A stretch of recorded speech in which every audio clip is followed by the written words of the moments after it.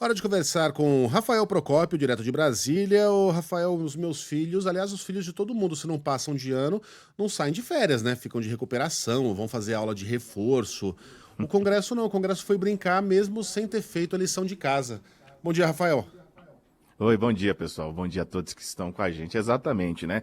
A semana do esforço concentrado foi de meio esforço concentrado, digamos assim. Por conta disso, ficou para o ano que vem a votação do orçamento da União. E o tema foi o único entre as prioridades que não conseguiu ser analisada nessa última semana, antes do recesso parlamentar. Por aqui a gente acompanhou toda a correria para a aprovação da Lei de Diretrizes Orçamentárias, a LDO, que dá a base aí para a Lei Orçamentária Anual, e do pacote de cortes nos gastos da União, que só foi resolvido realmente nas últimas horas antes do início do recesso parlamentar. Oficialmente ele começa na segunda-feira, mas a gente já sabia que a partir do final de semana os parlamentares entrariam de recesso e a gente viu aí nessa última sexta-feira sessões para resolver esses pacotes nos cortes nos gastos da União lá no Senado Federal. Foi a casa que, por último, tratou desses temas e até a gente pode confirmar que é raro ver sessão numa sexta-feira, mas aconteceu para votar o último projeto. E muito por conta disso, o relator do orçamento, já definido, o senador Ângelo Coronel, do PSD da Bahia, afirmou que entende a importância de avançar na tramitação, mas que neste momento os parlamentares ainda precisam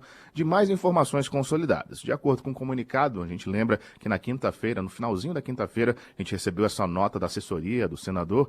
As alterações no salário mínimo, segundo esse documento, por exemplo, afetam significativamente despesas previdenciárias, benefícios sociais e metas fiscais, e que isso exige cálculos e projeções mais precisas. Ângelo Coronel afirmou que a própria Lei de Diretrizes Orçamentárias foi aprovada com muitas emendas e ainda precisa da sanção do presidente Lula, que pode vetar algum trecho ou que pode alterar substancialmente as diretrizes do orçamento. Mas também disse que o objetivo não é retardar o processo, mas assegurar um documento que, de fato, retrate as prioridades nacionais, o equilíbrio das contas públicas e o compromisso com as metas de médio e longo prazo. Ou seja, pessoal, provavelmente não, esse deve ser o primeiro compromisso do Congresso Nacional na reabertura dos trabalhos legislativos, que, assim como o Judiciário, voltam à normalidade no mês de fevereiro. Lembrando que, fora isso, teremos ainda outras questões envolvendo as eleições para as presidências das duas casas, Senado e Câmara. Por mais que já seja quase uma eleição de cartas marcadas nas duas casas, existe todo o trâmite e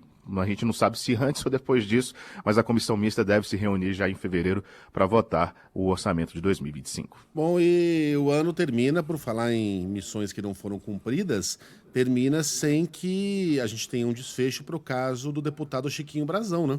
O Arthur Lira está encerrou as atividades legislativas sem pautar a cassação do deputado Chiquinho Brazão, que é acusado de ser simplesmente um dos mandantes do assassinato da vereadora Marielle Franco e do motorista Anderson Gomes. Por que isso importa? Porque o Brazão foi cassado, né, pelo Conselho de Ética da Câmara. O colegiado aprovou essa cassação em agosto, mas aí o deputado recorreu à CCJ, teve o recurso negado, a decisão foi remetida ao plenário e aí não tem jeito, só com a assinatura do Lira. A cassação não foi pautada. E esse foi um assunto importante em agosto, Procópio, você vai lembrar, né?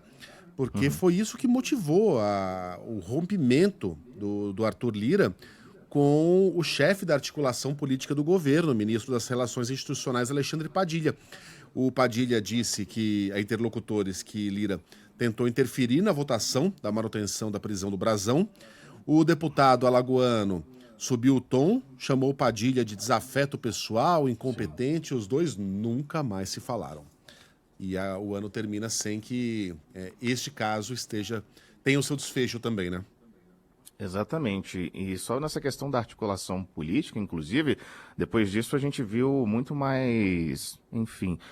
Tanto o líder do governo dentro da Câmara, o deputado José Guimarães, do PT do Ceará, quanto o ministro da Casa Civil, Rui Costa, tomando à frente de todas as questões que envolviam a articulação entre o Palácio do Planalto e o Congresso Nacional, especificamente na Câmara dos Deputados. A questão ali no Senado sempre foi um pouquinho mais tranquila, mas não só essa desavença, mas outras que na verdade, a gente descobriu depois deste caso que Arthur Lira disse no evento, inclusive não foi nem em Brasília, se não me engano, foi no sul do nosso país, chamou ele de desafeto pessoal. e a partir disso todas essas articulações, todas essas conversas foram capitaneadas por Rui Costa e José Guimarães. E o governo continua nessa história de que, mesmo com todas as diferenças, conseguiu aprovar todas as pautas prioritárias. Essa questão de Chiquinho Brazão deve ser um desses pepinos que o próximo presidente da Câmara dos Deputados vai ter que lidar. Ao que tudo indica, como eu disse agora há pouco, o Hugo Mota, do Republicanos, será o próximo presidente da Câmara dos Deputados, uma eleição que ele está concorrendo praticamente sozinho nesse instante. Agora resta saber se esse próximo presidente vai tratar, tem que tratar dessa questão, mas exatamente quando a gente ainda não tem uma resposta.